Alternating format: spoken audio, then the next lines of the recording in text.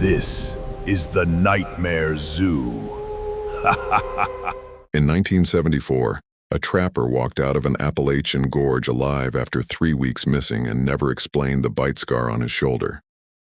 50 years later, a missing hunter's camp was found torn open under the same full moon, and the two-man search sent in after him lost one of its own before the sun came up. This is the sealed case file the Forest Service closed the gorge to bury. This is Hollow Fork Gorge. Before we get into it, the algorithm hasn't been kind to us lately.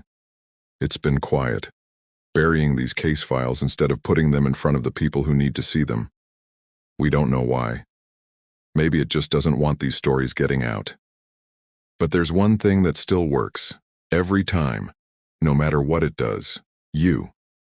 If you hit like, if you subscribe, if you stick around to the end, that's what gets past it.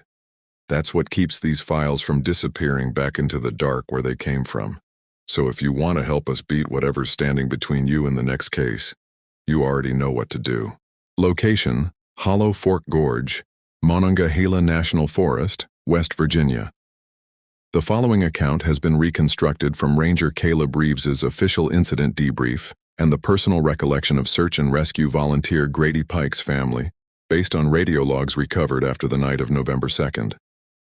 Reeves is the only person to walk out of Hollow Fork Gorge that night. The call came in at 4 in the afternoon, late enough in the day that Ranger Caleb Reeves almost pushed it to the next morning. A boo hunter named Ray Tolliver hadn't checked out of the backcountry registry, hadn't answered his wife's calls in 2 days, and his truck was still parked at the Hollow Fork trailhead with 2 inches of frost on the windshield. Reeves had worked this stretch of the Monongahela for 9 years. People missed check-ins all the time. But something about the dispatcher's tone told him this one wasn't going to wait. He called Grady Pike before he even finished loading his truck. Grady was 64, ran the local search and rescue volunteer roster, and knew Hollow Fork Gorge better than any ranger who'd ever been assigned to it, including, Grady liked to remind him, Reeves himself.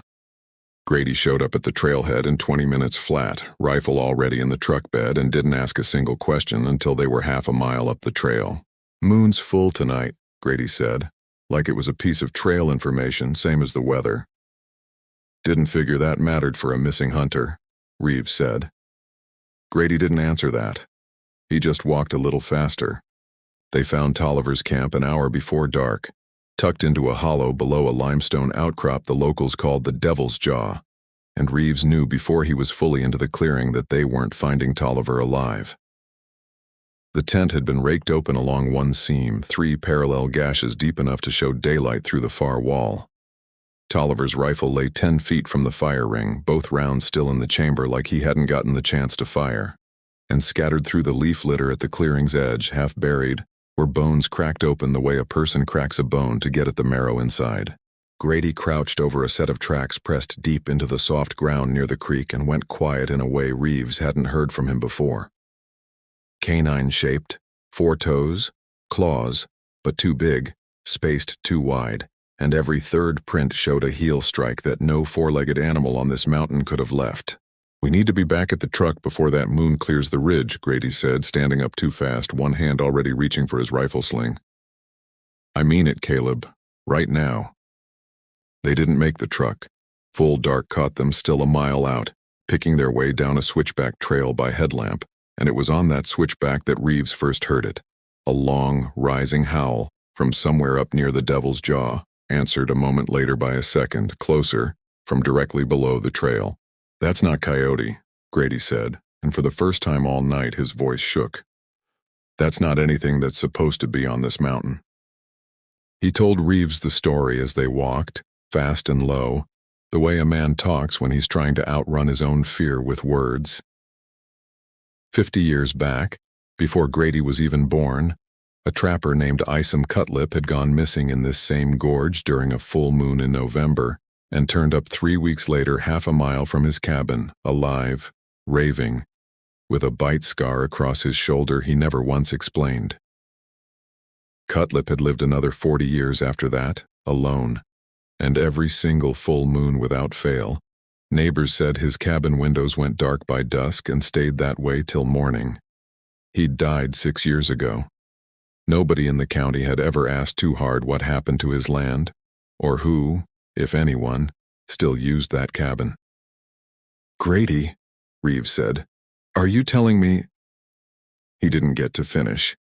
Something hit the trail behind them at a dead run, and Grady, without a word, shoved Reeves hard off the switchback and into the brush below it a half-second before 7 feet of matted fur and muscle came through the space they'd both just been standing in. Reeves rolled, came up with his sidearm already drawn, and what he saw in his own wildly swinging flashlight beam has never fully left him. A shape built like a man, stretched too tall and thickened too wide, standing upright on legs that bent wrong at the knee, jaws long and wolfish, eyes catching the light and throwing it back, the flat yellow white of an animal that has never once in its life been afraid of anything on this mountain. It took Grady before Reeves could get a clean shot. One motion, one sound Reeves will not describe past what's in the official report, and then it was gone, dragging Grady's body up the slope and into the dark faster than a man that size should have been able to move at all. Reeves ran. He has never pretended otherwise. He went down the switchback in the dark at a speed that should have broken his ankles twice over, and somewhere behind him the thing let out a howl that wasn't triumph.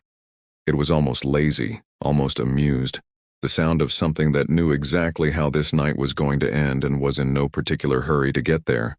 He made it to a rock overhang a quarter-mile above the trailhead and wedged himself into a crevice too narrow for the creature's shoulders.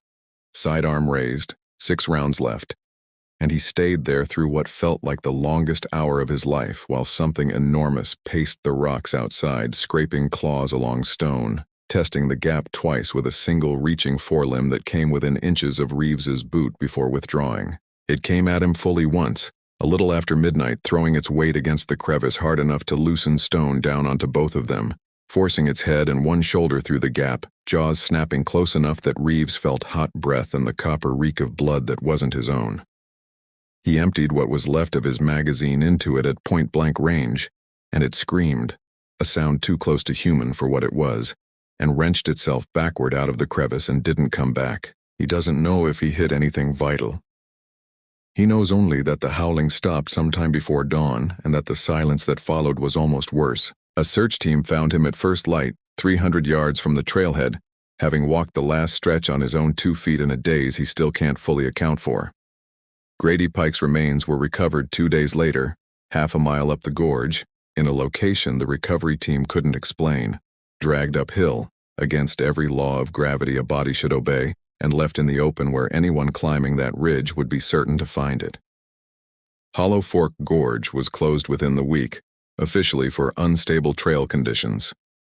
Esom Cutlip's old cabin property changed hands 8 months later, to a buyer whose name has never appeared on any public record, and neighbors say that every full moon since, without exception, every light on that land goes dark by dusk and doesn't come back on until morning. Ranger Caleb Reeves still works the Monongahela.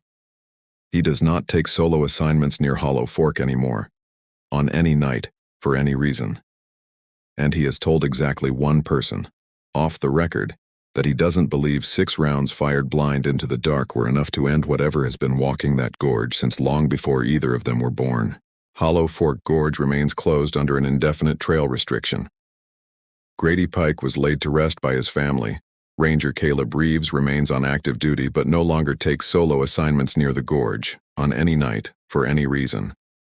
If something's ever walked your property on a full moon that you couldn't explain, the comments are open. We read everyone. Subscribe for the next case file. Some of them, we're only now getting permission to tell.